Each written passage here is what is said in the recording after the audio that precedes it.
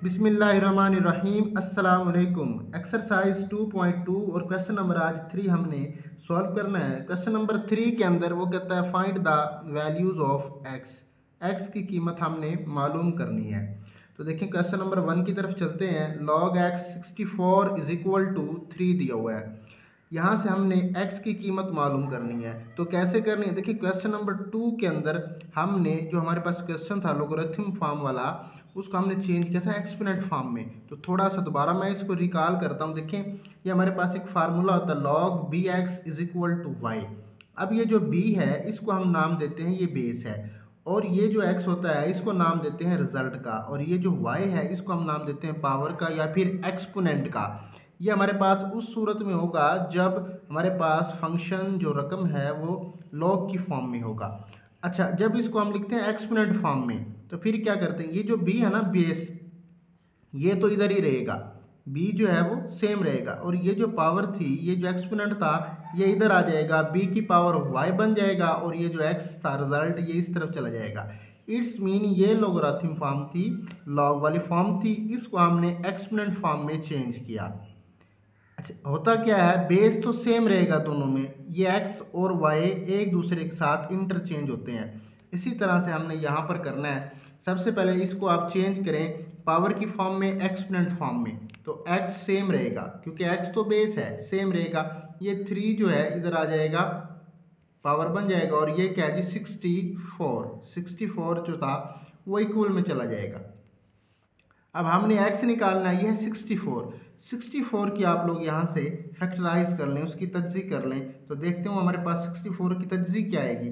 देखें 64 की अगर आप तज्जी करें तो ये 4 पर जाएगा, 64 जो है 4 पर, तो 4 4 एक 4, यहाँ से 2 बचा, और 4 6 24 आ जाएगा, और फिर 16 है तो 4 पर जाएगा 4 टाइम्स, और ये क्या आ जाएगा 4 और 1 आ जाएगा।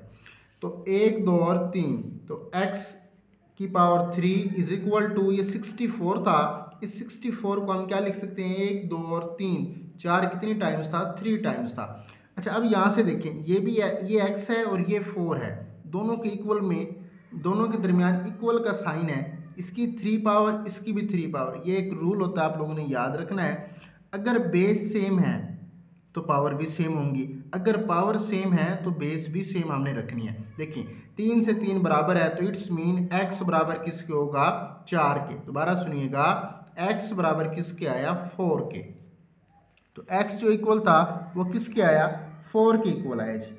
इस तरह से हमने इस क्वेश्चन को सॉल्व किया है। तो पार्ट नंबर 2 की तरफ चलते हैं। पार्ट नंबर 2 भी सेम ऐसे ही होगा। तो सबसे पहले आपने इसको चेंज करना है एक्सपोनेंट फॉर्म में। ये बेस है, देखें बेस ऐसे ही यहाँ पर मौजूद है 5, और ये जो x था ये बेस बन, यहाँ से ये एक्सपोनेंट बन जाएगा, इज इक्वल टू ये जो 1 था वो इधर आ जाएगा। अब हमें चाहिए x, तो ये क्या है जी 1। इस 1 को मैं क्या लिखूं, अगर आप गौर करें तो 5 की पावर अगर 0 लें तो आंसर में क्या आएगा 1 आएगा। इस 1 की जगह पर मैं लिख देता हूं 5 की पावर 0। अब 5 के बराबर है, तो x बराबर किसके आएगा 0 के। यहाँ से x की वैल्यूज हमारे पास क्या आई 0 के इक्वल। दोबारा सुनिएगा, यहाँ से 5 के बराबर था तो x बराबर किसके आया 0 के। सिमिलरली अगला पार्ट की तरफ मूव करते हैं।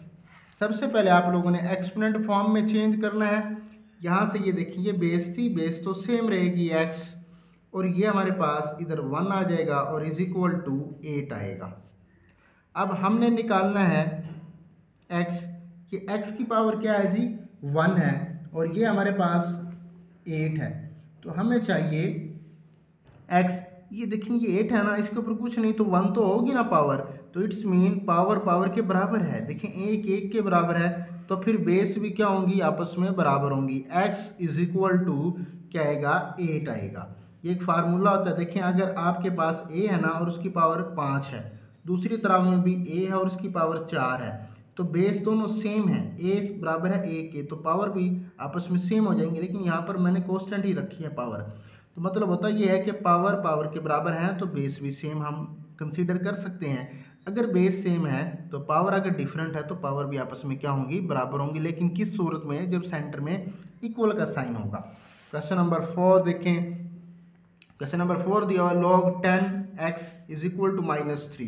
अब यहाँ से फिर आपने वही काम करना है, सबसे पहले इसको एक्सपोनेंट फॉर्म में चेंज करें। यहाँ से 10 लिखेंगे क्योंकि बेस है, ये -3 जो था वो इधर आ जाएगा, इज इक्वल टू x बन जाएगा। अब इस जो 10 की पावर -3 है इसको आप यहाँ से सॉल्व कर लें तो देखें इस 10 की 3 को पॉजिटिव करने के लिए मैंने ऐसे किया, इसको बटे में लेंगे तो क्या बना 1/10 इज इक्वल टू 10 की power 3 is equal to x आ जाएगा। अब यहाँ से क्या लिख सकते हैं, देखें 1 की पावर 1/10 की पावर 3 है ना, तो it's mean 10 multiply 10 is equal to x है। तो 10 को 10 से मल्टीप्लाई करें 100 और फिर 10 से मल्टीप्लाई करें तो 1 जो हमारे पास 1000 था वो किसकी वैल्यूज आई, x की वैल्यूज आई। पार्ट नंबर नेक्स्ट की तरफ यहाँ से हम मूव कर लेते हैं। तो देखें जी पार्ट नंबर यहाँ पर 5 दिया हुआ है, उसमें वो कहता है log 4x is equal to 3/2। ये बेस है तो बेस तो सेम रहेगी, ये जो हमारे पास रिजल्ट था ये इधर आ जाएगा पावर की फॉर्म में और इज इक्वल टू x आएगा। यहाँ से हमने करना क्या है, फिर हमने x ही निकालना है। तो जब x निकालेंगे ये जो 4 है ना इसको क्या लिख सकते हैं 2 की पावर 2 और ये क्या था 3/2, ये सेम रहेगा, इज इक्वल टू हमारे पास x आ जाएगा।